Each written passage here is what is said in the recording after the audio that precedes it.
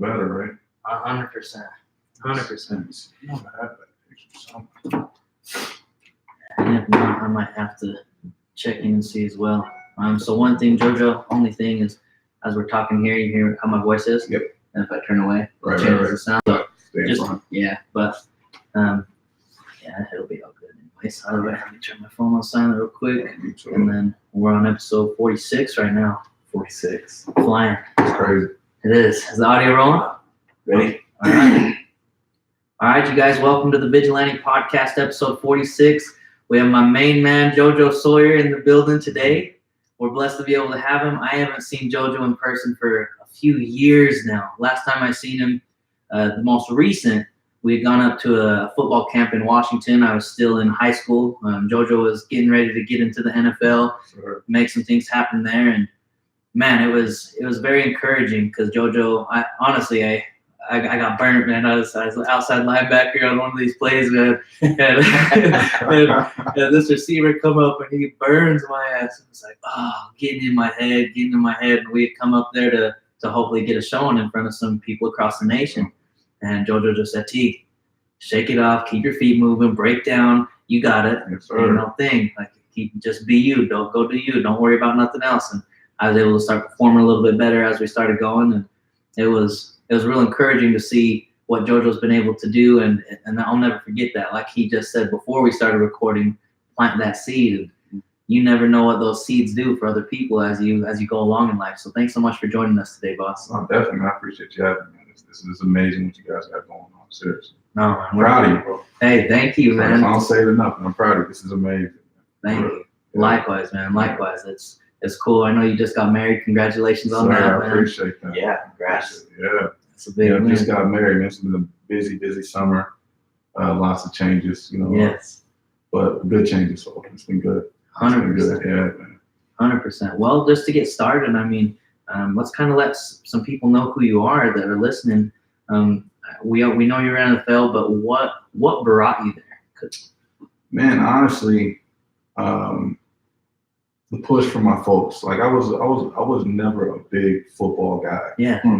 A lot of people don't know that. Me and my younger brother were the only two that we played in college, and we were never football guys. We loved basketball. Yeah. That was our thing, but we just happened to, I couldn't play point guard. Right. I'm tight end size in the NFL, but I'm point guard size in the NBA. So I was like, I can't dribble well enough, so I can run a route though. So let me go do that, right? And my parents kind of pushed us, man. It's like, this can get you a scholarship, take care of this. I wasn't thinking about the NFL. Not really. Like I didn't watch college football. I didn't watch. I didn't care. Like I was just like, whatever. Got to college.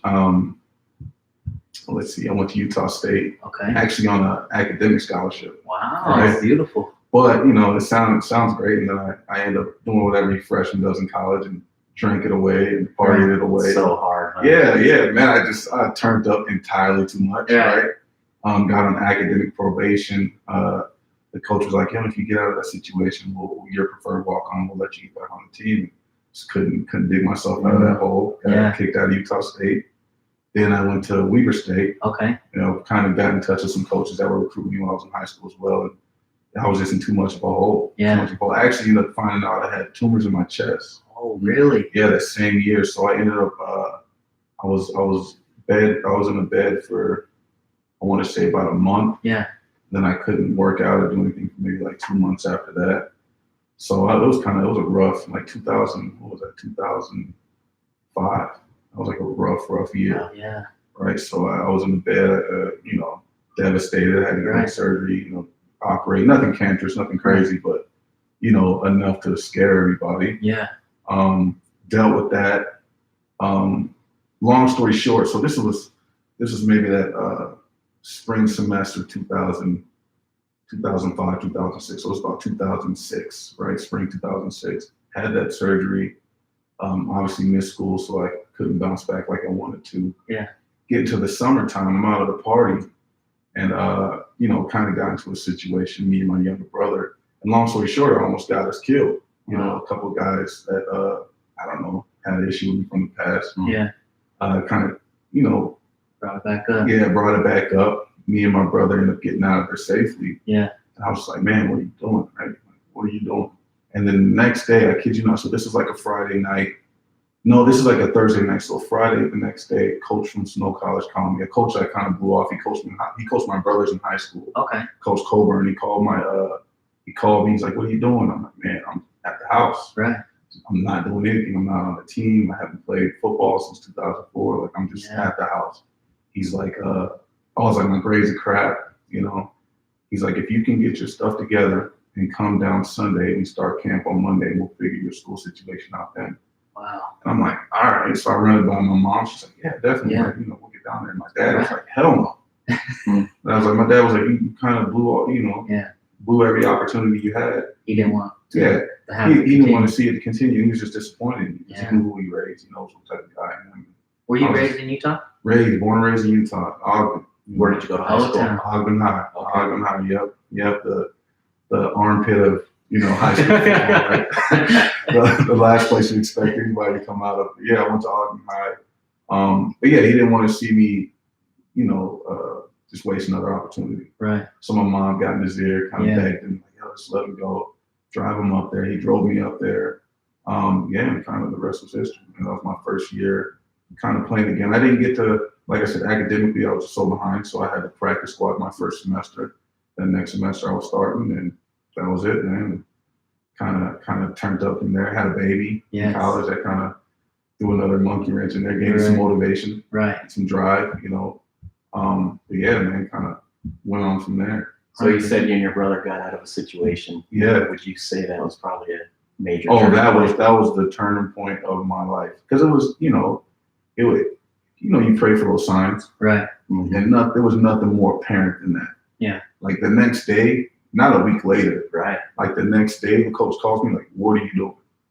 You know what I'm saying? I was Yeah. like, "Man, that's crazy." It's no coincidence. That's crazy. It was a bad situation. We running. I'm afraid of getting shot in my back. Right. It was crazy. I'm like, I'm not that type of guy. Don't get it twisted. I'm not. Right. I'm not involved with that life. It was just a situation with a girl and Yeah.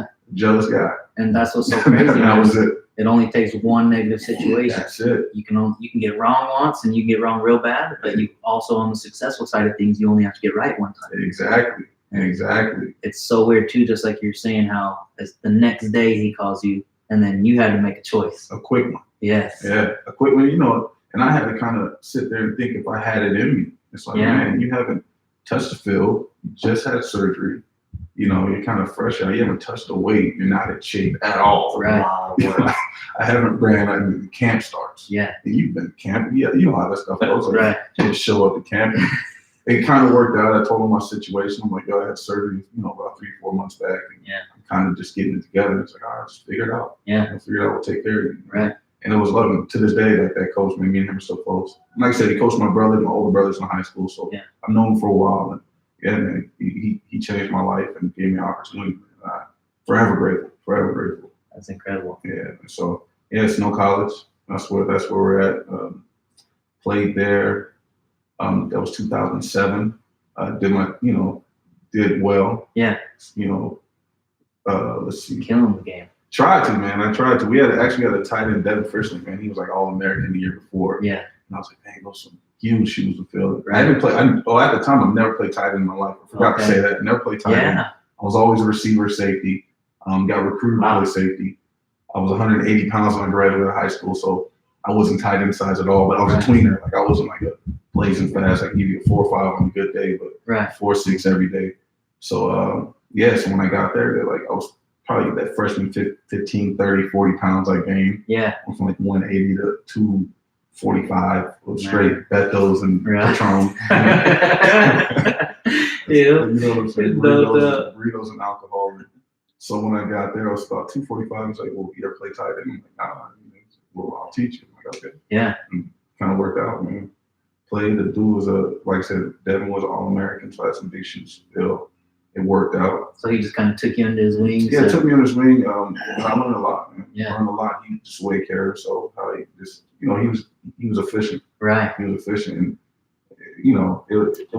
it made it easy for me. Like I said, I knew I wasn't going to start. I knew I wasn't going to see the field. I knew I was practice squad, so I was like, "Oh, I can just sit back and just learn how to play this position." I've never been in that position before, as far as having to sit back and learn from somebody. So it was super humbling. Yeah.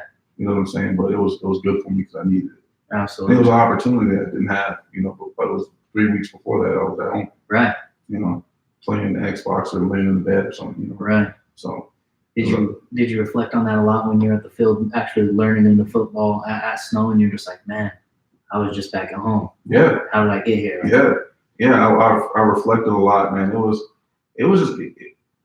all surreal because this is the situation, man. It's the year I had. Yeah. The year was crazy. Just one, it was, they say when it rains it pours. It was one thing after another. It was this happened, that happened. Oh, you're not eligible. You'll have to do this. You'll have to do that. Man, can I catch a break? Oh, surgery. This dude wants to kill you. Right. Back to back to back. Then here I am playing football. I almost felt like I didn't deserve it. Yeah. Honestly. Interesting. Yeah, I almost felt like I didn't deserve the opportunity. So it was crazy. It was crazy. It was a crazy year, crazy time. Right. No, that is, and that's so interesting too. And I got to ask you a question after I follow this up, because from all the stuff I've studied, it's like all of the people that have had like big breaks or big opportunities that take them onto a different path, it comes right after they're almost about to quit. Yeah. So I got to ask you, like, when you were sitting there at home and all this, when it's raining heavy, when Murphy's Law is coming, it's pouring on you, were you almost about to quit there? Like, I don't know if I was about to quit, but I didn't know what the hell I was going to do. Yeah. I had no idea. Like, I just had no idea what I was going to do. And those are the times, you start going through it, you're praying, even though they tell you to pray when you're not supposed to pray when you need it. You're supposed to pray when you don't, but it always ends up the circumstances. You start praying when you need it the most. I'm sitting there praying, like, yo, like, what do I do? What am I supposed to do? Like, I got all this talent, and I'm just walking around.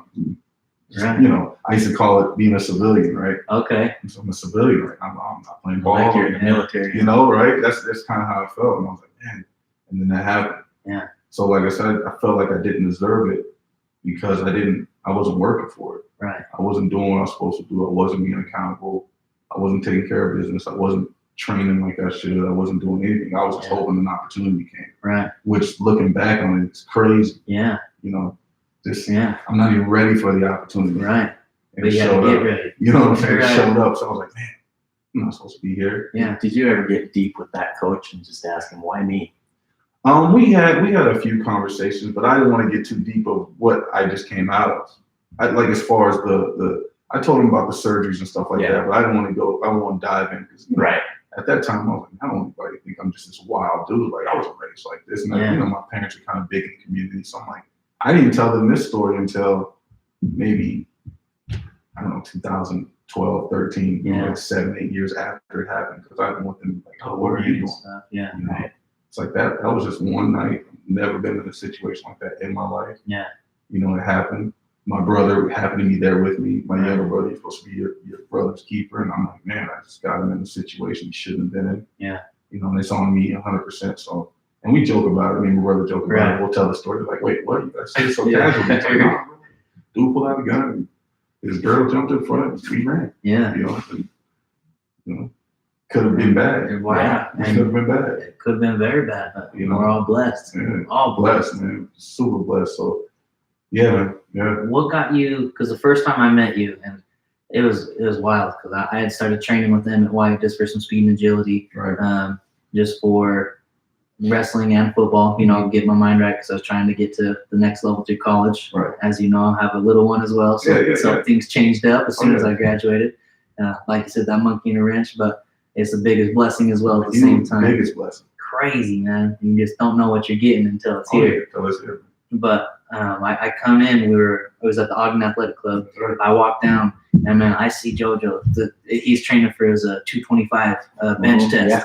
And this guy's just boom, just putting out reps. And I'm like, and it's like, we're just getting into like sophomore in high school. And it's like, we can do maybe a couple reps, if that. And JoJo just eating. It's like, what? Where did this man come from? And it's like this, and I'm only 5'6", 5'7", and so I'm like, this is a big human being right here. He's a monster. And I knew if he was getting some one-on-one time with Emmett like that, that he was working and he earned it. Because Emmett doesn't waste too much time with people who isn't putting it to the next level and really, really putting the grind in to get to where they're going. So I was like, man, I instantly got a lot of respect for this guy. And then he starts working with me, starts talking to me, I was like, all right, this is a cool dude. It's like, hey, my pleasure, man. And just a heart of gold. He just kind of, like he said, took me under the wing. Every time I'm at speed and agility, he's like, T, you got it. Like, whoop some ass today. And I go whoop some ass. Like, Sir, we'd work savage, hard. man. You know, real recognize real.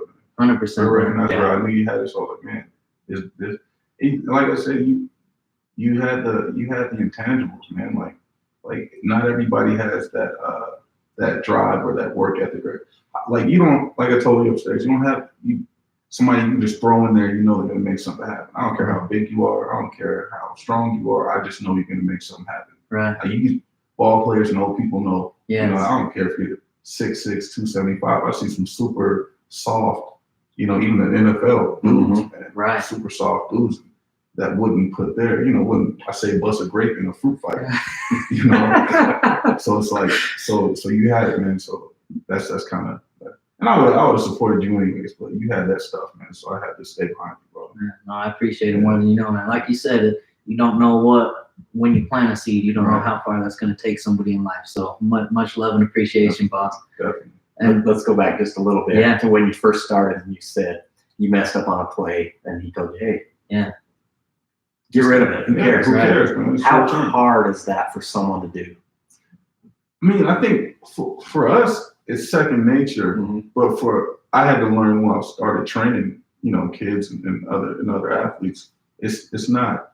It doesn't come as natural. Yeah.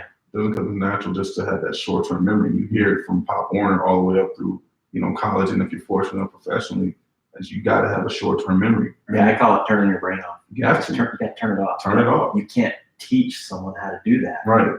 It's tough. It's hard. It's hard, man.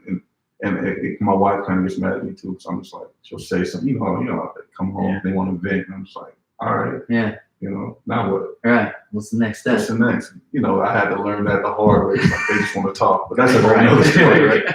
But as far as the kids, it was the same way. The guys I train, I'm like, okay, so you tripped, Yeah. or you fell, or you jumped off the sides, or you false started, or whatever. All right, now what? Right. There's average of 100 and something plays a game. This is play one. Yes. What are you gonna do? Exactly. So you got it's easier said than done, but repetition. Yeah. Repetition is everything. And Yeah. it's one step at a time, one day at a time. Every day is what I tell myself. Even now, it's just one day at a time, one step at a time. It's easy to tell you, oh, just forget about it. But it's you gotta train as yourself. soon as you train your mind to be able to do that, it becomes easy. It Yeah. becomes second nature. And just like he's saying, then you can start translating it from athletics into life. Like somebody's rude to you someday, like instead of letting it sit on you and letting it muster and resonate with you, you can shake it off. Keep it moving. Exactly. Yeah. Nothing can phase you. And then next thing you know, that's when the power comes, is when because no matter what you do, there's going to be people that love you, people that hate you. Yeah. And you have those haters, you have the negative speaks over in your ears, shouting. You can turn it off. It's like you said, the other podcast that he said, with Grant Cardone, right? Yeah. 10X. If you don't have haters, you got to get you something. Exactly. You gotta get like you something, right? You have to. Yeah. Matter of fact, speaking of that, I used to listen to him, and I recommend it for everybody. Is listen to 10X audio. Yes. It's like a motivational video, man. It's For like sure. it's nonstop. He's turned up. His energy's crazy because he does the narration of the video or the audio. So it's like super turned up. I used to listen to him before I go to the gym. If you want to listen to music, I'm listening to Grant Cardone, man. Right. The energy is everything, bro. It's real too. The energy is everything. What type of energy? Because I got to see it for myself when you were working with Emmett. But what type of energy for the listeners did you have to put in when you were training with Emmett to get to the NFL level? Because dude, this man was going hard. Like, Man, You have to. yeah. So long. I have stories for days, man. I didn't have that type of grind. Yeah. Emmett will tell you. Yeah. I did not have it until I met Emmett. Yeah. At all. I had to lose it all to kind of get it all back. Gotcha. Because up until I met Emmett, I got by on God given. Yeah. That's it. I got by on God given. I wasn't training. Right. Like I told you before, I wasn't training like I should. Even when I got that opportunity, and I think that's why God kept on reeling me back. It's like, oh, almost dying isn't enough. Okay, here's a baby. Right. Yeah. Okay, having a baby is enough, or here, all right, you won't be. So let me back up. Yeah, please. So when I got to Snow, I ended up getting a scholarship to Southwestern Oklahoma State. Okay. But when you go to junior college, your GPA, your cumulative doesn't affect you when you're in a junior college. Okay. Just your GPA for the semester, right? Okay. So as soon as you leave junior college, everything that you did before that comes back. Oh wow. Okay. So the catch was when I took the scholarship, I'd have to get a 4.0 for 3 semesters straight. Yeah. Wow. Right. And it sounds crazy, but that's what I had to do. Right. I'm like, all right, cool. Yeah. All I heard was I get to play football. Right. It didn't kick into me that I had to get a 4.0. So I ended up getting a 4.0. I ended up getting there spring 2008. Get a 4.0 that semester. Then I went to, they have like a thing called a May nester. Okay. So I got a 4.0 in May. Nice. Then I got a 4.0 in the summer. And after all that, I still kind of took it for granted. I'm like, Yeah. I got there. I had a great All-American season that year. Yeah. But I still was kind of had my daughter. That was Right. kind of like, so I had my daughter and I had to get a 4.0 all at once. So Right. it was rough. It was rough. But I still kind of took it for granted. I trained that 1 year, had an All-American year, and kind of just sat on my hands that next summer. I was like, all right, I got the NFL talk. I've never had anybody talk to me about NFL. So I had scouts coming to practice and Jaguars sending me Christmas cards and the Titans were, doing everything. I'm like, oh, okay, I made it. Right. Whatever. I had that, Right. that young guy, well, older because I had missed 3 years already. So I was like 23, 24 at the time. I was just arrogant, man. Just feeling myself entirely too much. Right. I went from 245 to 275 playing tight end running routes. Yeah. Which is crazy. Right. The only way I got by because of my athleticism, my knees should have shot in every direction because I'm not supposed to be cutting and jumping. Got fat, got a new coach, and he gave me a reality check. Our coach got fired from that prior year, got a new coach, and he just didn't play that. He's like, you're not going to be the guy anymore. So This is at Oklahoma? This is at Oklahoma. Sucked the life out of him. Yeah. I blamed him. Mm-hmm. Like, you're the worst. Yeah. But then I had to sit back and look. It's like, bro, you showed up to camp, damn near 300 pounds. Right. You drank all summer. You have a baby. Right. You know what I'm saying? So reality hit me then. Play that season, my stats were cut in half. Yeah. I was happy man I was. In that season, I still got love at the end of the year as far as scouts. I'm going into the draft process. Go to an all-star game. I test well. I ran, I think around 4.5, but broad jump like a 10.5. Wow. So I did well. Yeah. We go to a walkthrough for the All-Star game. Literally a walkthrough, wearing sneakers. Yeah. It's after we tested, so nobody's expecting much. Some guys going to flip flops. Right. I'm jogging my route, roll my ankle, break my foot. God. Yeah, it was like a walk. It wasn't even a jog. It was Yeah. like a walk, and broke my foot. Damn. Right after I did all that. And it was like, Right. yeah. Like, yo, God, what's up, man? Like, exactly. But it was a reality check that I needed. Looking back, I'm like, I needed that. Right. I needed that, like, because I was doing too much. Yes. And feeling myself too much, right? Especially from when I went from feeling like a cat that didn't deserve it to now I think I deserve the world. Right. You know what I'm saying? So I was down on myself. I was depressed. So when they told me when I was at the All-Star game, they were like, yo, it'll be about 4 weeks. You'll bounce back. So I'm telling the scouts, like, 4 weeks. So they're all hitting me up, here's a card, we're in touch for the draft. I was like, okay, cool. Get back to my doctors at home. And I don't know if you're familiar with like a Jones fracture, the thing that kind of sidelined Yao Ming and a couple other players. So I get home and they're like, you have a Jones fracture. This will be anywhere from 7 to 15 months. Wow. It just depends on how fast you can heal and how much blood you can get to that area of your foot. Right. And I was done for. I was devastated. Just done for. Depressed. Cloud 9 back to instantly. Yeah. You don't want to wait them. I was like, hell no. I went to another doctor, like, yeah, this is it. Like, it's a wrap. Right. So it's like back to the bottom. Right. Back to the bottom. So my agent, I actually signed with the agent at that time. He kind of told me that was like the death penalty as far as football goes. So, we'll figure something out. So I was like, man, I don't want to hear it. So I stopped talking to him. Right. My trainer in college at Oklahoma, he kind of gave me the cold shoulder. He didn't want to train me anymore. We actually had 5 dudes from that team. We were like we went 1-11 my senior year. Right? Wow. Yeah. But we had 5 dudes get picked up from the NFL. So we had some other cats that were getting trained. So That's a big football state too. Yeah, it was a huge football state. And at the time, they used to joke like, oh, some of the biggest tight ends in the country are all in Oklahoma. Because at the time it was Jermaine Gresham, Brandon Pettigrew, and then I was up there at Division II in Southwestern Oklahoma. Yeah. So it was like they used to joke, and it was Right. like the ongoing joke in Oklahoma. But yeah, man, boom, nothing, no more. So like I said, my trainer didn't want anything to do with me. Kind of kicked me to the curb. And he's a good dude, but I think we kind of just had miscues. Right. Like I said, I wasn't the easiest to deal with at times. Right. So that happened, and then my dad called me. He's like, "Hey," so I'm not doing anything. I'm just at my house in Oklahoma, kind of just sitting in my house, not showering, just super depressed, man, super depressed. And so my dad called me like, "Hey, I just ran into Emmett. He's like, if you get out here now, he'll train you." Yeah. And I'm like, "Dad, I can't even run." Yeah. He's like, "Just get out here now. Like, I'll get you a ticket." I'm like, "I'm 2 weeks into the the spring semester. Like, what do you want me to do?" He's like, we'll figure it out." So I go home, and me and Emmett start training. He modifies all of his training for me to kind of be able to do what I need to do. Right. And it worked out, man. It worked out. I ended up so the scout, John Dorsey, he was the GM for the Chiefs, and I think he's with the Browns now, I believe. He's with the Browns. So at the time he was a scout coordinator for all the NFL. Yeah.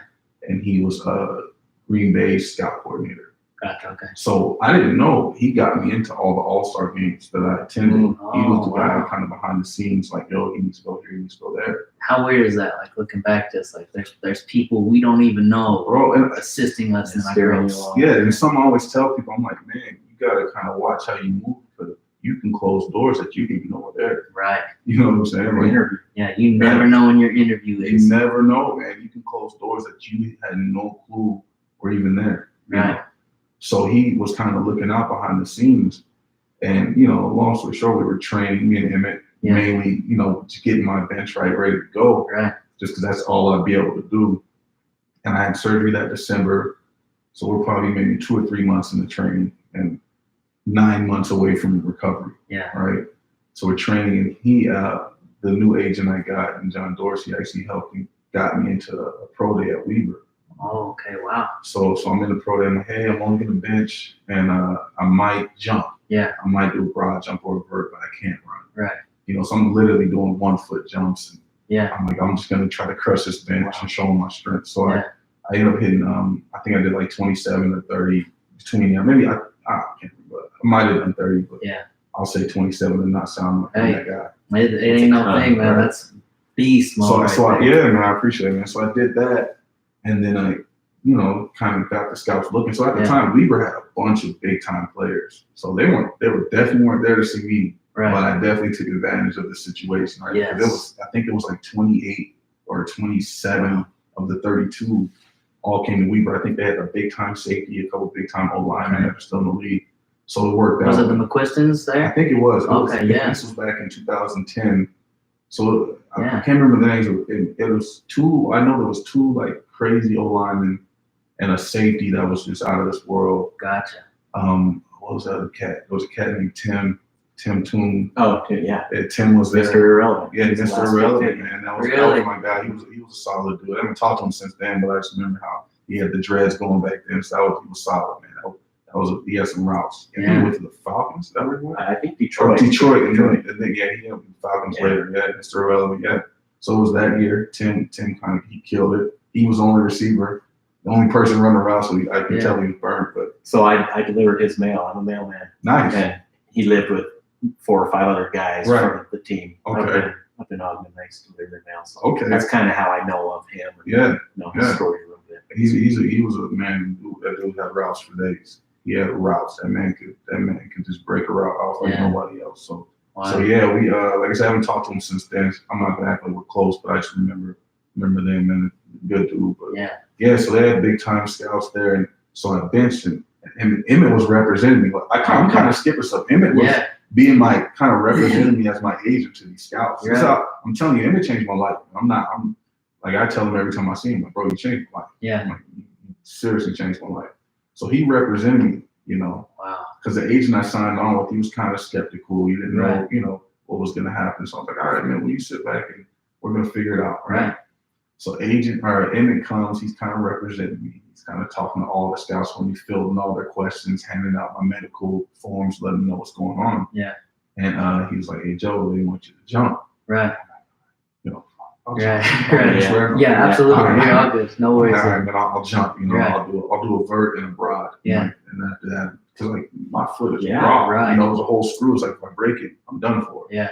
So I jumped. I think I did a 36. Okay. A 36 vertical, and I brought like a 10-foot even. Yeah. A 10-foot even on Nice. broad. And then I was like, all right, bro, my foot is throbbing. Like, Yeah, that's I it. can't do anything else. And because I'm pretending like we put on the paper, me and Emmett was like, he's 85%. Yeah. That's what we're for. Right. He's 85%. You know, Yeah. because I'm here, I'm like, I got this. I'm not going to get this Sure. right. It's not his chance. I'm Yeah. not, man. It's not going to happen. So we put, I'm not going to say he did. I kind of put 85% of all the packets, you know, whoever asked for them.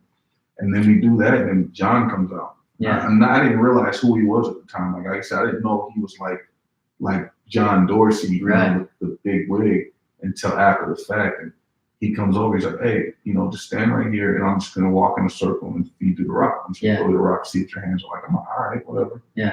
So he just throwing me, I'm just snagging balls, and kind of doing my thing, and all the scouts kind of start Eyeballing you. circling around, like, you know, I'm not doing anything. Why are you guys paying attention to me? Right. You know, whatever. I'm just throwing balls, and next thing you know, it's probably like over half the scouts are kind of around John. Yeah. And later I found out, I'm like, "Yo, like, you know, I think Emmett or somebody told me, like, yo, that's John Dorsey. You know, Yeah. he's like the head of all of scouts, Right. you know, at the time." And I was like, "Oh shit," you know. So he kind of Maybe it's a good thing you didn't know. I know, because I would have been, I'd have probably dropped everything Yeah. he threw at me, right? I'd have Wow. probably dropped every ball he threw at me. So that kind of, it was crazy. It was crazy. I appreciate it. Yeah, my pleasure. Yeah, so Yeah, that's what an experience. I know. yeah, it was crazy. It was crazy, man. I got stories like that every day. But I say that to say, man, Emmett, I didn't get that grind until I met Emmett. And Yeah. that's kind of when our story started. Like he was there from when I was in my house, not shaving, smelling like crap, not showering, to when I finally signed the contract. Right. I wouldn't have made it without him. That's Hands incredible, man. Hands down. Like, I wouldn't have. I didn't have it. Yeah. I was a lazy dude. I'll be the first to say it. But he taught me how to kind of grind. Yeah. He taught me how to wake up at 4 a.m. Right. Because You he know. was there. Yeah, every day. He was there before I. Matter of fact, he had a shirt. It said always late, or no, never on time, always on point. That was a shirt he gave me because I was late. I was drag, but I used to go in there, like, because you know how Emmett is. Like, I'm not gonna give him the benefit of throwing up and passing out. Right. You're not gonna catch me. Like, he'll rub it in your face forever. Yeah. Yep. So there'll be times I throw up in my mouth before I let him know, like, Right. he killed me, right? So I would, you know, no matter what, I'm showing up. It was more because I didn't want to hear what he had to say that I showed up. And like I said, reps, and just turned into something I didn't have.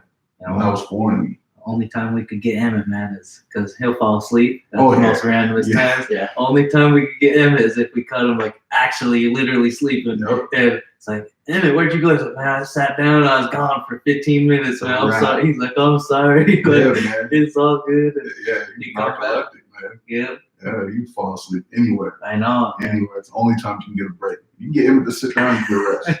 But half the time, I stay standing Learn how up. to hypnotize him. Oh, yeah, man. Yeah, man. You know, I think your shoes on time.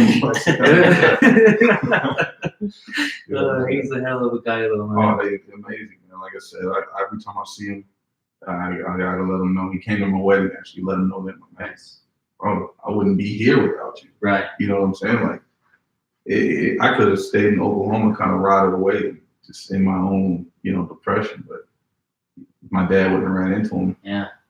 You And know? how weird is it too that it goes from your dad saying, no, I don't, JoJo, you ain't even going to snow. We don't even want you to go. Yeah. And then he knows where you're at though. He Yeah. says, JoJo, Yeah. get your ass You back gotta take here. care Like, of you gotta business. come back. Like, And like I said, we had some. Like my dad was super proud, and that's what I think. That's should what be. my drive kind of switched from.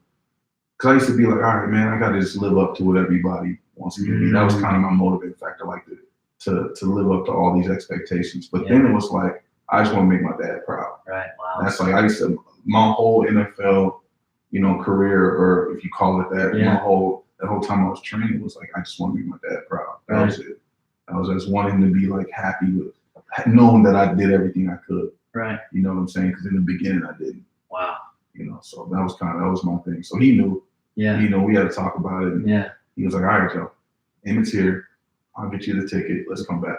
I literally left everything at my apartment. Just went home. I called my buddies. Hey, there's a flat screen, I got a couch, and whatever you guys want. Man, I took my clothes. They're all like, yeah. I literally so after this is the small part of it. But I broke my foot in some Air Maxes, right? Okay. And I used to collect Air Maxes. I remember in the neighborhood kids, I took all my Air Maxes when I got home. Yeah. Crushed them over to the garbage can and just threw everything in the trash. Brand new shoes, all in the trash, right? And the kids are like, "You throwing these away?" Like, I'm in my head, I'm pissed off. Right. I'm blaming Nike. Right. Yeah. Air Maxes, you know, so I threw away all my Air Maxes. And I literally just left everything in Oklahoma.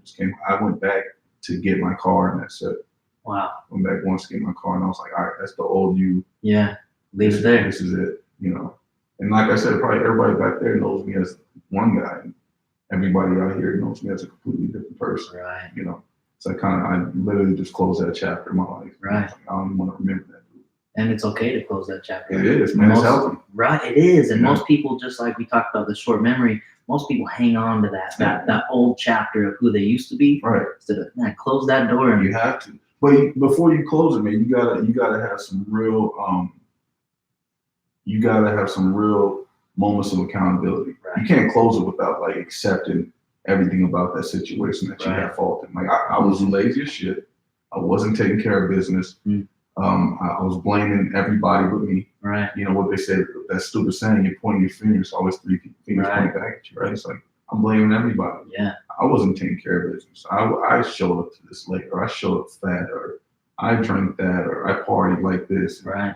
I did that. I blame the coach. You know, when it wasn't the coach's fault. He showed up to a new organization and the big time player was fat as hell. And, you know, thinking he was on top of the world. Like, yeah. And I used to be like, "Oh man, he just mad and blah blah blah." Like, you know, nah, man, you were fat and lazy. Right. You know. Yeah. That's what it was. And you gotta get real with yourself. You have to. Yeah. So once you took responsibility, it all changed. Yeah, it frees you. It frees you, man. You know, I can't blame it. Once you turn into a victim, man, it's a hard mentality to shake. Yeah. Like any mentality. Right. But to being a victim, it's like, oh man.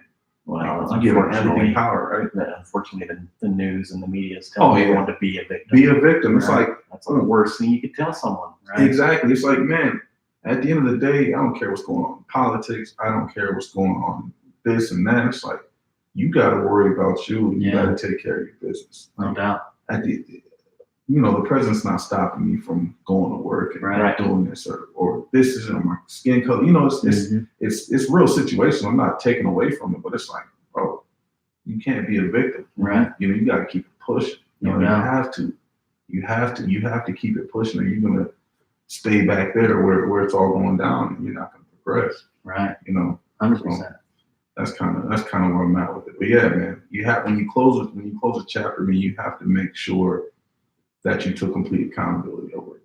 Man, no, that's real. I absolutely love it. You have to. It's not all the way closed. Right. It's kind of yes, there's some lingering still. But if I would have, you know, come back. You know what I'm saying? If he would have just, it's like, nah, bro. Right. You did that, so let's go. And just like you're saying, it frees you. It's like you have that. It's really like it's a chain. Yeah, it's a chain. It's a weight that you're dragging along everywhere you go with you until you break it. Whether it be being real and accountable, and this is what I did wrong, or forgiving yourself for something you did do, or forgiving somebody else for hurting you and not being mad or not being blameful against that person. Like, forgiveness is free, man. It is, man. And it truly is. Yeah, bro. You not only get all biblical, man. That's all the Bible's about, man. Yeah, forgiveness. right.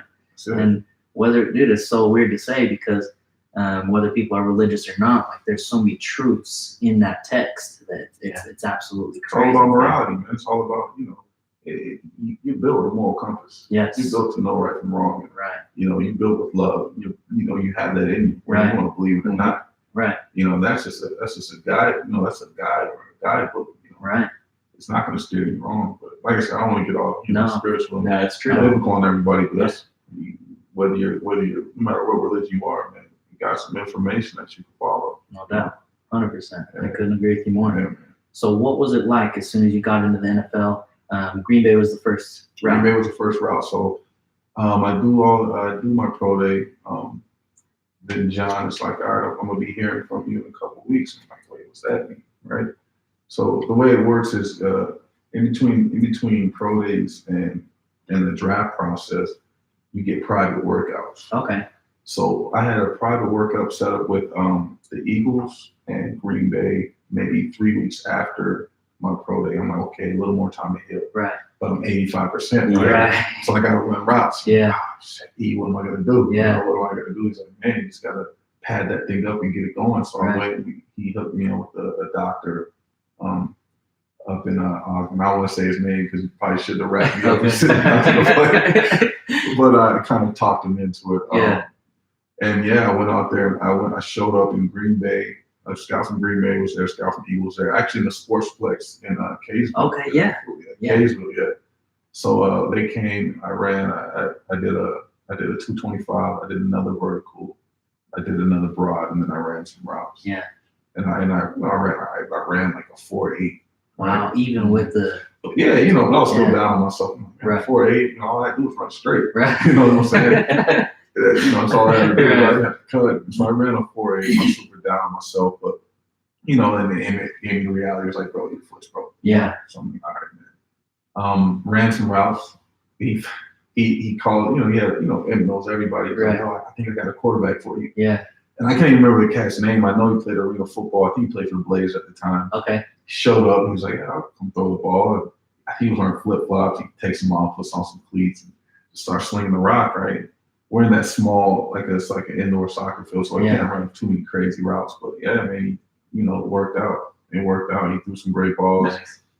Made me look way better, way more in shape than I was as far as my leg endurance. Yeah. Yeah, man, it worked out. I did well.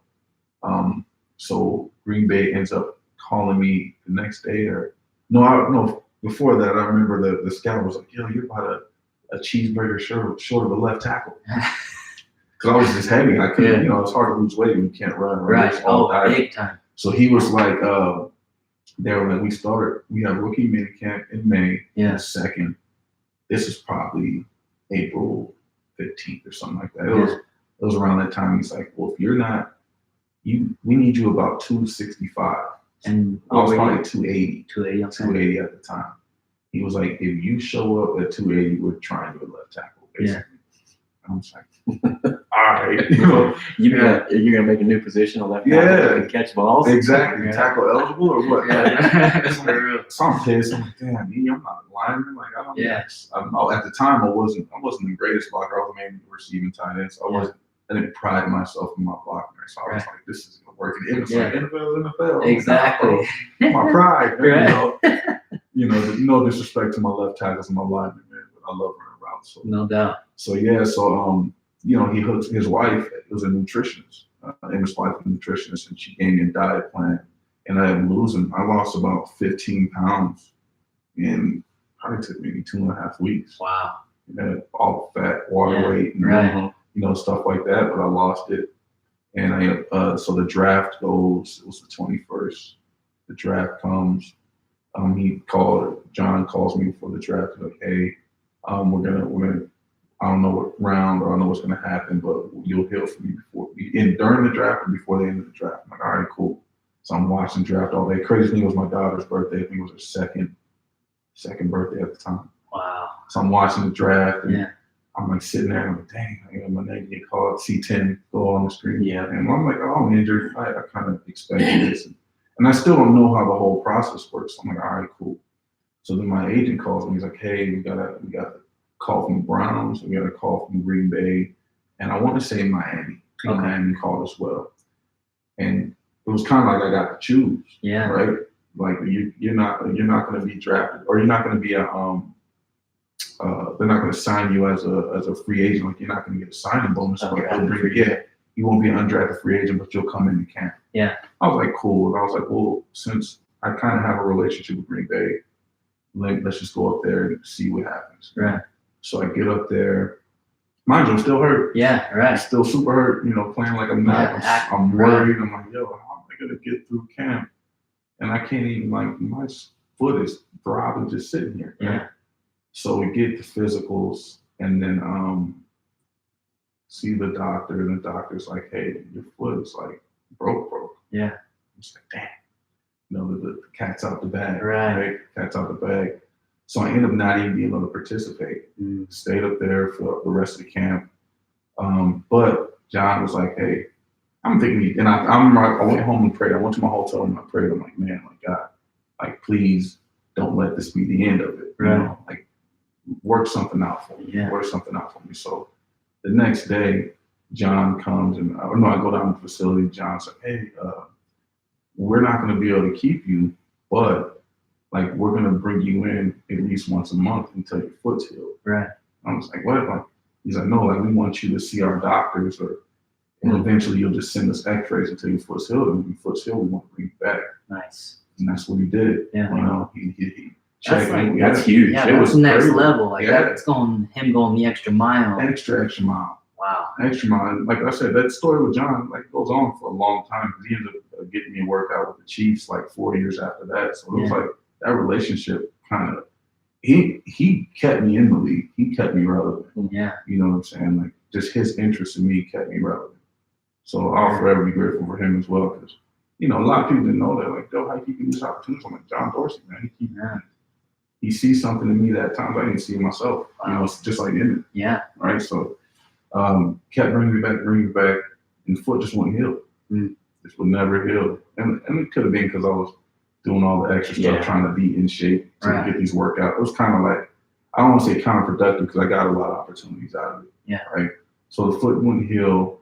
The season goes by, and then the lockout comes. Yeah. Lockout comes next year. So I'm out of football. I didn't get back up to Green Bay. Lockout comes. I miss a whole nother year. So at that time, I think I was 24 when I came out, 25 lockout year. Yeah. So that's 2 years I'm out. My foot finally healed. I'm training with E. I'm like, man, what's about to happen? My agent, you know, he's kind of like, well, I don't know. Right. You know, we weren't talking because, you know, there's no, you can't contact any No team. interest. Team Yeah. can't contact Gotcha. you. Who they drafted that year is who they're sticking with the whole year because there's no transactions. Interesting. There's no transactions. It's just like, this is who we're sticking with. So Yeah. I'm kind of just out of it. You know, Yeah. the people that weren't on the inside are kind of just like, you know, Right. whatever. Wish you can pick you guys up. Wish we can even talk to you, but we can't. Yeah. So I didn't hear anything for like 4 years. So this was 2010, 2011. 2010 was a year with Green Bay. 2011 was a lockout. Yeah. I'm like, all right, well, I guess that's it. You know, Interesting. Right? Yeah. I guess that's it. So I'm like, all right, well, let's try to figure out some other options. So they had a UFL team. Yeah. I don't know if you remember that. One of these, like the Stallions, like they had that type of situation. So I fly out to back it up. NFL lockout ends. Reggie McKenzie, who happened to be a scout for Green Bay when I was there, he's a GM for the Raiders. Okay, gotcha. So he brings me into Oakland. I have a workout, fresh out the lockout. So there's like players, there's a bunch of people there. Twin brother Raleigh McKenzie. Yeah. So they had players on top of players there because you know it's like it's a mad dash. Like everybody had to chill for a year. Everybody's trying to get. So I've never seen a workout with this many players. It was like an open combine type of work. It was crazy. Wow. It wasn't like, you know, it was like probably 20, 30 players. Right. So I do that, end up not getting picked up. I'm like, dang, bro, like, what's up? Right. Go home. Then Emmett and my agent tell me about the UFL. All right, cool. So there's a team in Sacramento called the Mountain Lions. So I go out, he's like, we'll fly out there, we'll work out this weekend, come back. I'm like, all right, cool. Fly out to Sacramento. I work out, I kill it. They give me a contract that day. Yeah. My agent leaves me a weird message like, hey, I might have something going on. Stay by your phone. Yeah. I'm like, all right. Right. You know, so I'm done with the work and I'm sitting, he's like, hey, how fast can you get down to San Francisco? I'm just like, I'm in Sacramento, man. You're right. I don't have a car. Like I brought a weekend bag. But one of my best friends from college, he lived in Sac. Oh, And nice. he's like, I'll drive you down to Sac or drive you down to Frisco. Don't worry about it. He's like, okay, so you have a workout with San Francisco at 10 a.m. tomorrow morning. Get down to that hotel for you. You work out and that'll be that. We'll see how it goes. I'm like, holy shit. Seeing you know? just like back to those planting those seeds, like you Yeah, planted the seed with your friends Yeah. way back when, developing that relationship. And that was so my friend, like I didn't even get to mention him, but he's the one that forced me out of my house when I was depressed. Like to this day, he's my best, one of my best friends. He was in my line, my wedding. Yeah. Shane, man, that's my guy. That's my guy. He forced me out of my house. Yeah. Like, bro, you being a bum. You know, I have a picture like the day he forced me out. I remember I got a hoodie on. My beard is looking crazy. The struggle beard I had. Yeah. This is a struggle, but back then it was like a struggle. Right. I was just trying to grow one. Well, that's what I'm saying. I looked a mess, man. And I got my hood, my crutches sitting here. I'm wearing. I just look like crap. Yeah. They're smiling, and I'm just sitting there like, you know, whatever. Right. So, you know, he's like, oh yeah, let's go down to Frisco, right? So we get down there, get my hotel room, wake up the next day, they come pick me up, and I get to the facility, and the players are getting done with practice. Yeah. They're just getting done with practice. And Harbaugh's like, hey, he introduced me, or introduced himself to me, and I kind of met everybody. He's like, hey, Cap, this is JoJo. I want you to throw in some balls, Yeah. you know, for his workout. So Kaepernick comes over, and he's like, yo, let's crush it. I'm like, all right, you know. Right. Mind you, like Frisco's my favorite team. Okay. You know what I'm saying? So I'm Yes. like, I'm trying to play cool. I'm trying to be this cool cat. You know, I watch Cat because my younger brother played Utah State, so at Utah State played all the time. Like, yo, this is Colin Kaepernick. This is crazy. You know. Yeah. So you know, he's like, yeah, let's kill it real quick. And he's fresh out of practice. I'm like, all right, you know, whatever, let's kill it. Right? You know, Right. trying to play like I'm Right. just. Was that his rookie season? That was his rookie season. Okay. Yeah, that was 2012. Yeah, 2012. That was the season he took over that season, right? So I'm like, all right, let's kill it. So we go through a whole route tree. Like I said, it's 10 a.m. We go through a route tree, kill it, drop the ball. Probably 10 or so passes. Nice. I'm burnt. I just did like a 2-hour workout the day before, so I'm burnt out. I'm trying to play like I'm not. Right. And then after we get done, I'm like, all right, cool. He's like, man, you look great. Yeah. And then like, all right, now we got to do a conditioning test. Right after. I'm like, yo, you know, usually when I have a workout, there's like another tight end or receiver, so you get breaks. And I'm just going back to back. man. Yeah, so we had to do like 8, what was it, 8 or so. I think we did 110s. 110s, I think. And now the whole time I'm just thinking of my daughter. I'm like, yo, like this is my shot. This is my shot. Like you gotta just suck it up, man. Wow. So your body's tired, everything's tired. Daughter. Daughter, man. Wow. My daughter, I'm like, yo, you gotta kill it. Yeah. You have to kill it. So this is it. Like you won't get another opportunity. I'm telling myself all these things like this is for Ariana, this is for your daughter. Yeah. And I end up getting through it. And then this was 10 o'clock. It's about 10:45. He's like, all right, we'll meet and start at 11. Yeah. He's like, we're gonna sign you. I'm like, wow. Wow. Just like that. Like that. Beautiful. Like that, man. So I like I said, Vernon Davis is like my favorite player. Right. So I walk in meetings and I'm sitting with Vernon and Delaney and I'm just like, holy shit. Still trying to play cool. Right. Still, it hasn't clicked to me. Like mine just 10 o'clock, 11 o'clock meetings. Yes, so for us, boom. Yeah. I'm just in the NFL. Like here I am. Bam. That's beautiful. You know what I'm saying? It's just like that, right? It was nuts, man. So what time of year was this? This was preseason. This was first week or first game week. All right. So they played the Texans. Actually went to Texas. We went to Houston and played that week. All right. So this was a Monday. I worked out. Then I practiced Tuesday, Wednesday. We flew to Tech. This was first class treatment too. Yeah. It was nuts. Yeah. And it was the Texans anniversary year. It's like their 10 or whatever year anniversary. So it was like a real game for them. Like the stadium's filled all the way to the top. Like it was nuts. Yeah. That first week I was like, wow. What the hell is going on? Wow. Like I remember Vernon coming up like, hey, I'm Vernon Davis. I know who you are. Like I know exactly who you are, right? And it was surreal. Yeah. It was surreal. That experience, man. Especially like I said, that's my favorite team. Yeah. How it happened. You know, Delaney Walker ended up getting hurt that day I was working out for the UFL. And that's kind of how the whole thing happened. Yeah. It's like he was hurt. They had another tight end hurt, like maybe me in the camp, but he was like the main guy. So that we need a body. Yeah. You know, this NFL, like Right. that happens all the time. It's not body. So I'm like, all right, cool, I'll be the body. Yeah.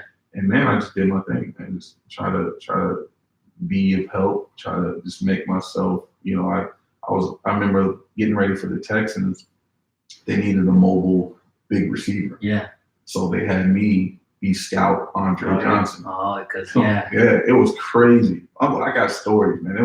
It was nuts. Yeah. It was nuts, man. So I'm running around with the yellow 81 jersey, like Yeah. the scout jersey, in the slot or out wide, Right. running routes against some Pro Bowl, DBs like Whitner and Deshaun Golson and all these Wow. guys. And I'm out here just Playing your game. playing my game, and just doing my thing. They used to get mad at me, man. I remember my first week, we were in like, you think you just gotta play ball, right? So I'm like, it's preseason, so I'm just gonna, show my ass. Yeah. I'm just gonna do my thing. And we're doing a drill that's for the defense. And I ran a corner in the back of the end zone. And I remember Deshaun going up.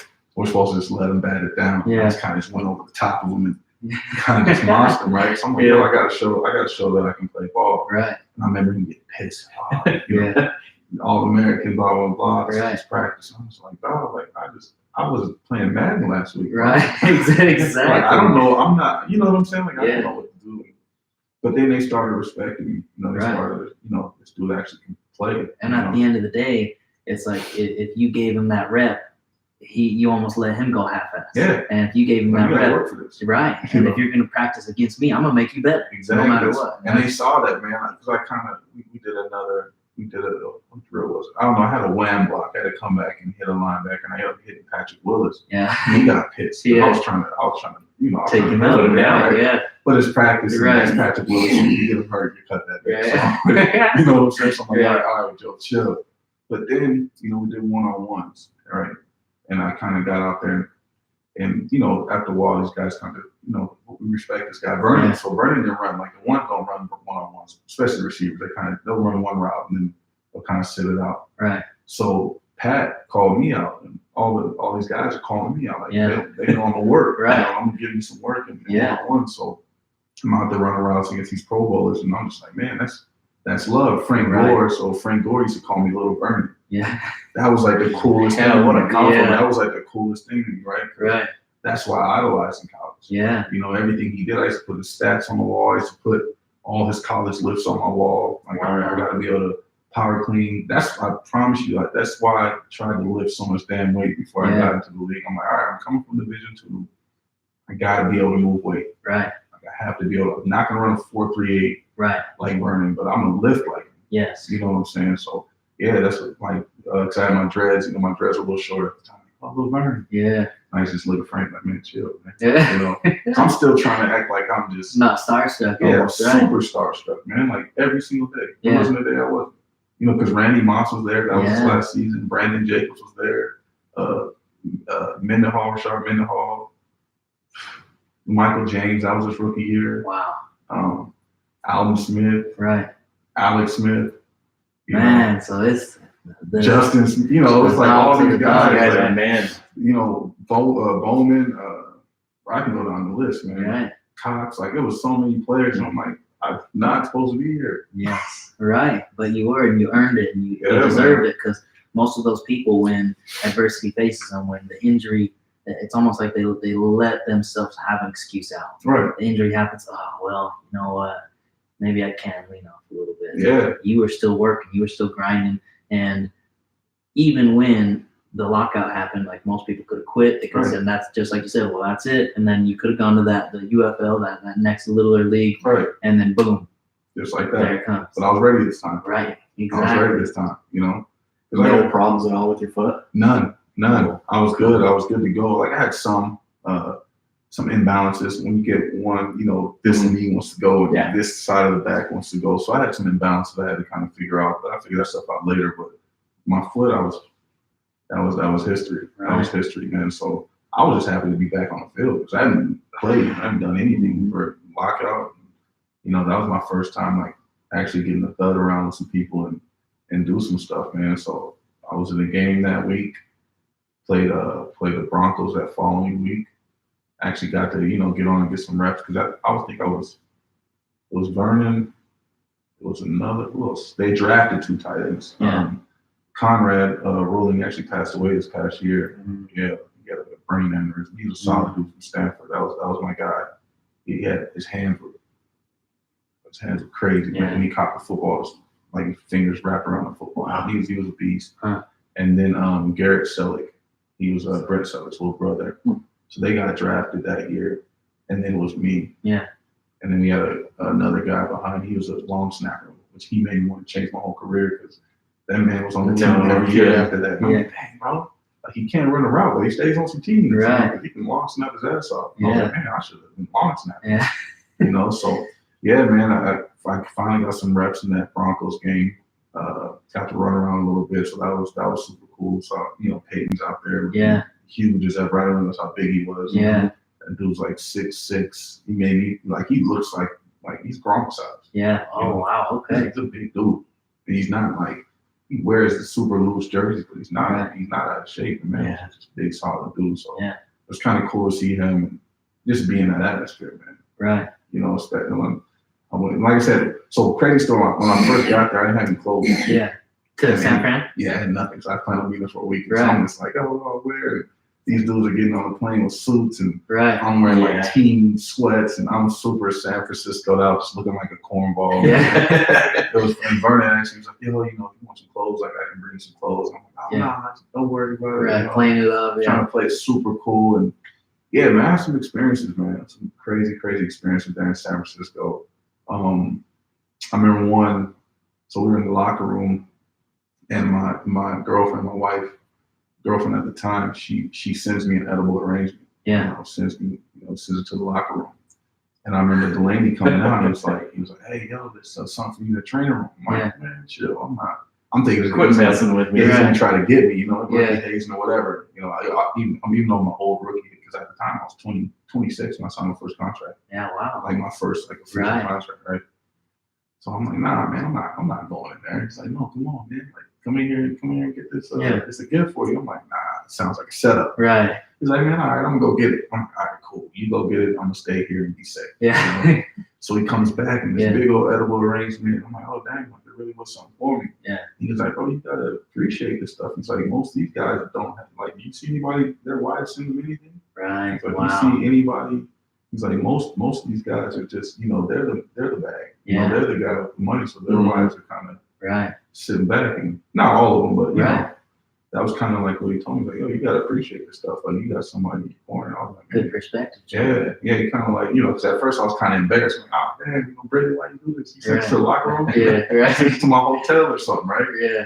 But it was kind of cool. So that was a funny situation. I thought he's gonna try to tie me up somewhere. Right. They're gonna get me in the training room. But yeah, man, that was kind of cool. That's cool.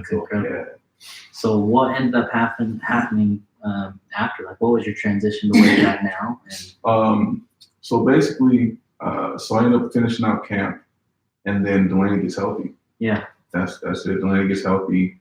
They didn't have room on the roster, but I kind of did well enough to where Trent Baalke was like, yo, let me call some people. Yeah. Try to see, because that's what they kind of do. Like, after the process, dudes want to get guys on the practice squad. Yeah. Dudes want, coaches or GM talk to GMs. Like, hey, I got this guy, I got that guy. They want to help each other out. So they kind of help each other out. So he ended up giving me an opportunity to go to Buffalo, along with, like, my age and everybody else. It was kind of everybody's working on it. But I ended up going to the Bills maybe 3 or 4 months later, like right at the end of the season, or off season. As soon as the off season starts, I ended up going to Buffalo. Okay. So I signed with them. Like I said, I was 26-year-old rookie. Right. Go through all of off season. They have a thing in Buffalo called no worries. It's called the Iron Bill. Okay. The Iron Bill. So basically, they give you points by how you train in the weight room, what you do on the field, and then they have like a competition every other day. And you're on teams. Like, I was on the team like Stevie Johnson. I think CJ was on the team. Spiller. Yeah. And so there was a competition, just to keep everybody going. And there was a brand new coach, so everybody was there. Usually there's not vets there in off season. All the veterans are there. The whole team's there in the off season. And after my first 2 weeks, I was number one on the team. Yeah. Right, as far as like training. And like I said, that's all in it, man. Like, I'll go back and say, like, because I didn't have work ethic. Yeah. So I was just out there trying to bust my ass. All the conditioning, all the games, I took that stuff serious, man. I was like, yo, I'm trying to crush it, right? Go through camp and kind of get a lot of recognition. Didn't play. I was kind of shook after Frisco. Kind of like, man, I did my thing, right? So my confidence kind of shook a little bit. Made some plays I shouldn't have, or a play or two. But for the most part, I did my thing. Come the draft comes, and They're like, hey, you know, you guys go take the week off, Yeah. go home. If you guys want to fly back home, and, you know, we'll see you guys on Monday. We're not gonna do anything this week. I'm all right. And we're stacked at tight end. We have about 4 of us at the time, so we were pretty stacked. And they're like, yeah. I'm like, yo, we're gonna draft the tight ends. We worried? And they're like, nah, don't worry about it. I'm like, all right, cool. So we go home. Famous last words. Oh yeah. And I'm the last on the block, right? I'm the newest cat, and I'm a 26-year-old rookie. So I'm like, all right, you know. But I'm not thinking nothing of it. I've been doing my thing. Coaches respect me. The strength coaches respect me. Whatever. I'm not worried about it. Go home. It's my daughter's birthday because this always falls on the draft. That's always like my reminder when the draft comes because my daughter's birthday. But go home. You have a birthday party.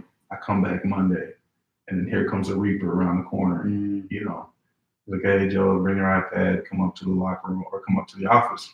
So I get up there. And you know, long story short, he's basically like, you know, you're a 26-year-old rookie. You turn 27. You know, you probably turn 27 in 2 months. Right. He's 21. We feel like he can do what you can do. I was like, all right. Yeah. You know, it is what it is. Right. You know, it's business. At the end of the day, right? It's business, and I can't be mad at that. Right. You know, if I'm gonna invest in something, I'm gonna invest something that's younger that can give me a lot more years than potentially you give me one. Gotcha. You know. Right. Statistically, you give me maybe one. You know, I shouldn't even been there in the first place as old as I was. So, you know, so I had to take it for what it was. You know, take it for what it was. I was super, you know, shook up about it. But that was like that was the last team I was on. Yeah. I got a workout with the Chiefs maybe 3 or 4 months after that because of John Dorsey. Right. And it was just, you know, what a stud. Yeah, man. So he kind of looked at it, brought me back in there. I did well, but it was a cat that just left, he just left the Jaguars fresh out of camp. Yeah. And it was out of him and me. And, you know, I ended up picking him up. He didn't get cut like maybe 2 weeks later. Right. But yeah, that was like it. That was it, man. That was it. Went and played arena football for a few years. I'm like, yeah, I'm done. Yeah. It's a wrap. Yeah, nothing wrong with that. It's a wrap. You know, I'll hang my hat on that. Right. And that's what a rack to hang that hat on. Right.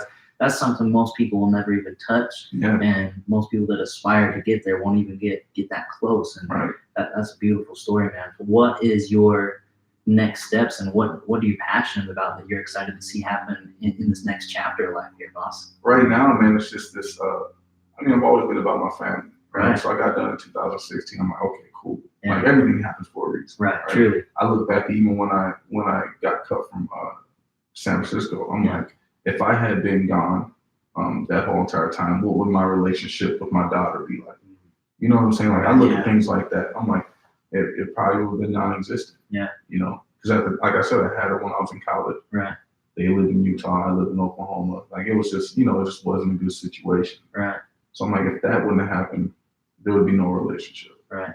Right. So everything kind of happened for a reason. So now that I'm home, you know, I just had my youngest. I think the first year when I had that workout with the Chiefs, I just found out we were pregnant. Wow. Right.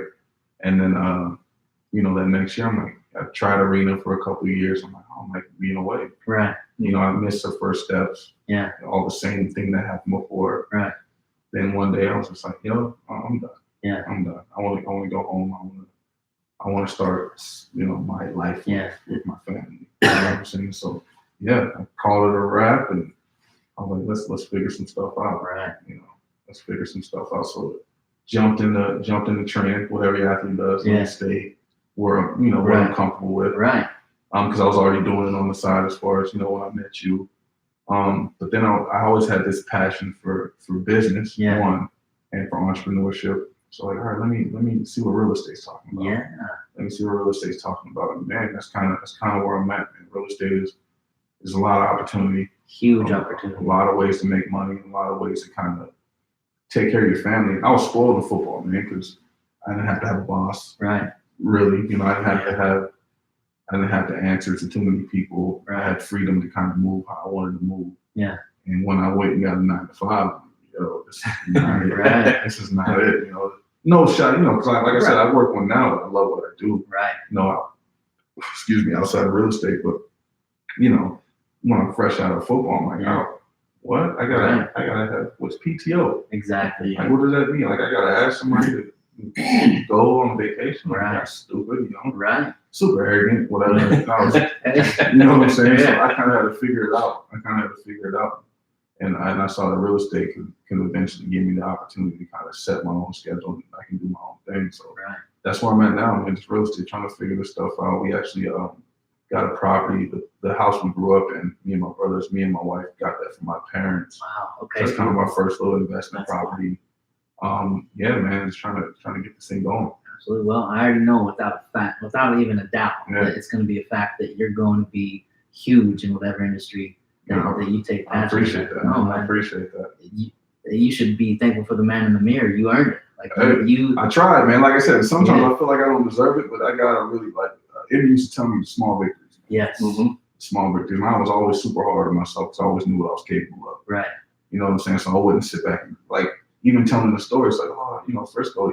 For me, it's super hard for me to be happy. Right. I'm happy about it now, Right. but then I was like, man, I got cut. Right. Or I got released or this. So it was hard for me to be happy Wow. then.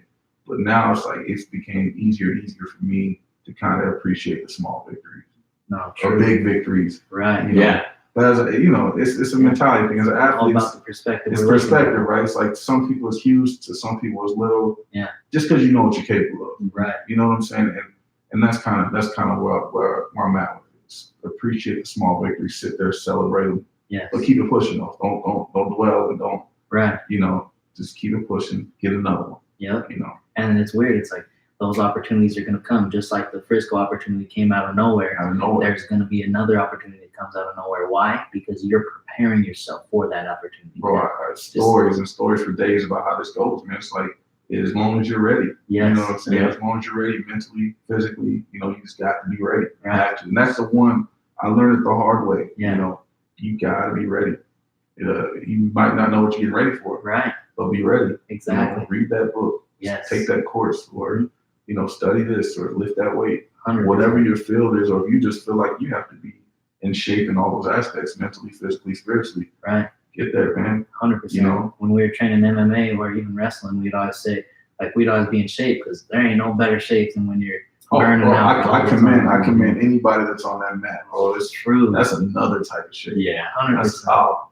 Nope. And we'd always say, it's like, you stay ready, you ain't got to get Stay ready. ready, so you ain't gotta get ready. Man. Exactly. Every day, that's what I say, man. Hell You yeah. got to. You never know. Right. You never know what type of opportunity. Because, like I said, when I first got into real estate, I ended up finding out. Well, I always knew she was in real estate, but a close family friend. Yeah. She's like, hey, I need somebody to manage properties. Yeah. And I'm like, all right. It's like, I'm your guy. I'm in there. Yeah. Man. I just got my license, so I came in. I learned a lot because, like I said, I didn't know what I was doing. Right. But I knew because I've studied and I've learned, but actually hands-on, none. Right. But I was ready. I was ready, and I learned on the fly. Something football taught me. Just Yes. kind of get it and keep it pushing, learn to play and run it. Right. Just run it. So I was ready for that opportunity, and kind of worked out. I helped her out, learned a lot, and it's still a working relationship. So it's kind of perfect. Yeah, absolutely. And an Exactly. opportunity I definitely didn't see coming. Right. Right around the corner. Richard Right around the corner. Branson, I think is how you pronounce it, the Virgin Mobile guy.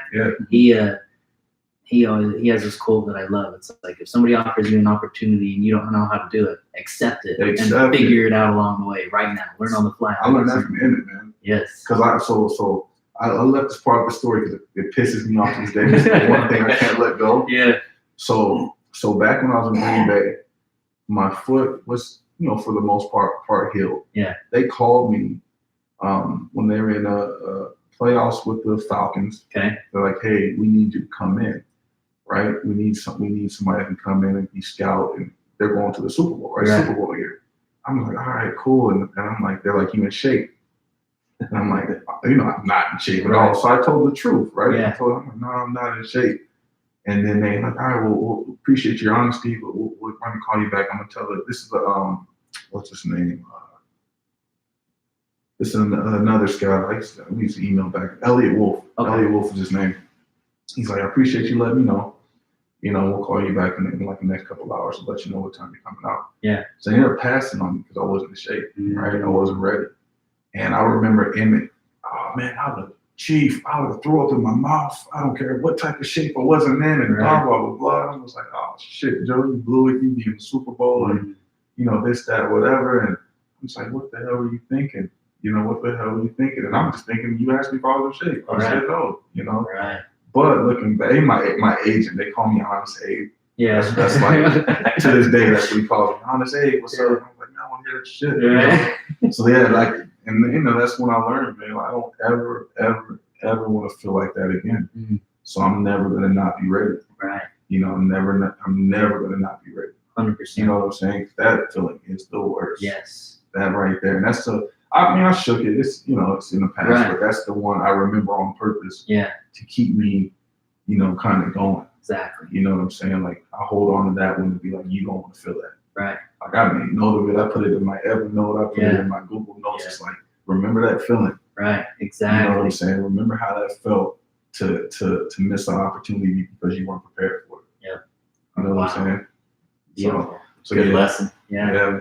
I think we end on that lesson. But JoJo just wants you to know anything I can do for you, and we'll have a conversation outside of this. But anything I can do to help you flourish, because I know you're going on your way already. But I'm more than glad to. You already know I'm here too. No doubt. Hey, teamwork makes the dream work. Already.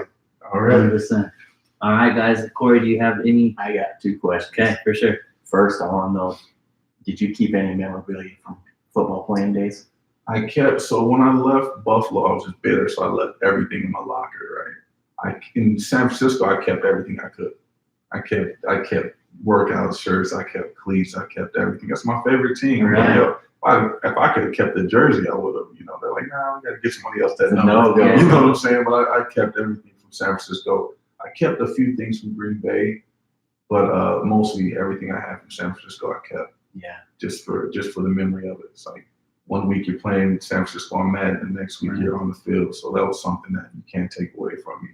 So yeah, I kept a few things from there. What's the one story you're going to tell your grandchild about playing football? What's the one story? I think it's me meeting Vernon for the first time. Just the way it worked out, because Vernon Day was probably one of the nicest dudes I ever met in my life, right? Cool. And then him coming up to me, he's on the field kind of sitting off, because he's a super intellect. Yeah. He's an artist. He writes poetry. He does all these different things, and we kind of had similar mindset. Because I'm not your average football guy. I'm more that way than I am, the turn up, just a flash guy. It's not my thing. I like to read. I like to do all these different things. I love art. I love jazz. I love classical. Like that's my thing. So we were super similar. So he comes up, I'm Vernon Davis, and I'm just like, man, So that's kind of that story. Just because it was cool meeting him and cool meeting somebody that was so like-minded. Yeah. That you didn't expect to be. Yeah. You know what I'm saying? And somebody that's like I idolize. I don't idolize anybody. Right, I get it. You know what I'm saying? My dad was my superhero. You know what I'm saying? So to idolize another man like that, it was huge for me. That's huge. So getting to meet him, that was everything. That was everything. That's Vernon Davis.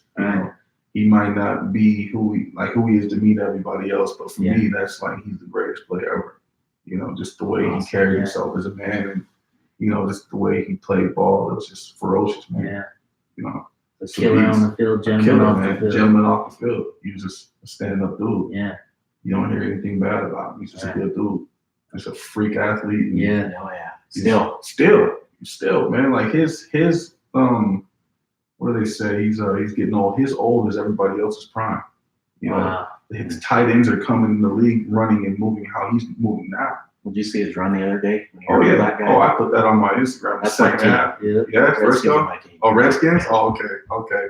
Yeah, he hurled that dude and took off, and I think his grandpa had just passed a few days before that. So I put that on my page. The second I saw it, I'm like, that's everything, man. That's raw power right there. Yeah, that dude, I kid you not, I remember the day I met him, I was like, yo, let me show you this video I watched before I play every game. So I showed him this video. It was Maryland versus Florida. Okay. And he runs into a flash, does a short little arrow route, and he gets met by 2 dudes, and he just grabs the dude by his chest and just body slam. He only got 9 yards on the play, but it was just bro, that was I watched that. Like I get goosebumps talking about it. Yeah, Man. right. I watched that play before every game because I think they was like, oh, you know, the commentators like, you talk about Yax, look what he does to this dude. Right.